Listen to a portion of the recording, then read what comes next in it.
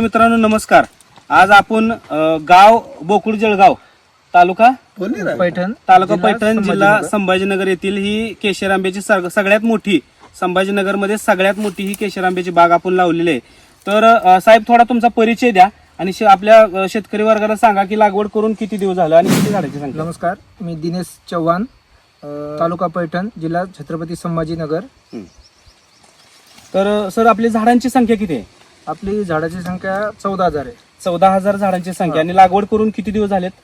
लागवड 2024 जुलै महिन्यात. जुलै 2024 म्हणजे जुलै 2025 ला 1 वर्ष झाले. 15-16 महिन्याची ही केशर आंब्याची बाग आहे. हो. सर तुम्ही मला सांगा, आज संभाजीनगरहून तुम्ही सांगोल्याला ज्यावेळेस रोप न्यायला आला त्यावेळेस एक विश्वास बघून तुम्ही माझ्याकडे आला रोप वाटिकेसाठी. हो. काय वाटतंय तुम्हाला की एका 1.25 वर्षामध्ये एवढी जबरदस्त आज 14-15 हजार झाडांची बाग एकच नंबर सर. मी आतापर्यंत पुण्याला रोप बघायला गेलो, गुजरातला रोप बघायला गेलो, परत आंध्रापर्यंत गेलो, कर्नाटक पर्यंत गेलो. मला कुठं म्हणजे व्यवस्थित वाटलं नाही. आणि तुमच्याकडे पाहिलं, मी रोपाची क्वालिटी बघितली, येऊन परीक्षेत तुम्हाला भेटलं आणि त्यावेळेस तुमच्याकडे बुकिंग केली आणि आज तसं जसं पाहिलं त्याप्रमाणे बाग तयार झाली आहे. तर हे 1 वर्षाच्या ह्या बागेमध्ये आपली छाटणी किती वेळा झाली?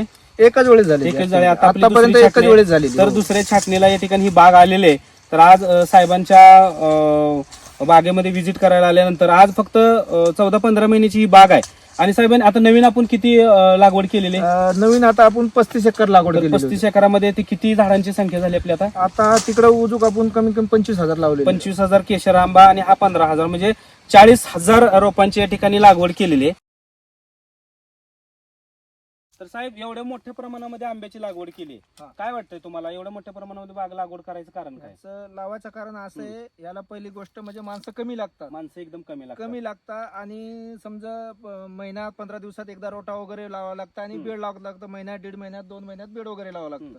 म्हणजे आपल्या इतर व्यवसायाला पकडून आपण ही आंब्याची शेती करू शकतो. एकदम 100% उद्योगधंदा करणाऱ्याने ज्यादा क्षेत्रवाल्यांनी बिलकुल ह्याच्यात जावावं आणि व्यवस्थित लावावं. काही अडचण नाही याच्यात. कमी माणसात आणि व्यवस्थित कम खर्चात होणार. सहजासहजी होतात. एवढं ज्यादा म्हणजे आता मला सरासरी मी माझे 2 किलोमीटर घर आहे माझं, मला इथे 2-3 महिने मी पहिली वेळेस आलेलो शेतात. आतापर्यंत 3 वेळेस चक्कर मारलं. तसे काही अडचण नाही, काही नाही. फक्त फोनवर सगळ्या गोष्टी होत राहतात, काही अडचण नाही. त्यामुळे सहजासहजी ह्या बागेला अति जास्त मार्गदर्शनाची म्हणण्यापेक्षा जास्त खत औषधाची काही नाही, एवढं काही नाही गरज नाही. आतापर्यंत फक्त 2 डोस दिलेले, मी फवारणी पण नाही उजूक आतापर्यंत. आता तुम्ही म्हणतात म्हणून आता कट करून एकदा फवारणी लावायची आणि पेस्ट करायची. म्हणजे एकदम बिलकुल कमी माणसामध्ये सहजासहजी बाग डेव्हलप व्हायला काय अडचण येत नाही.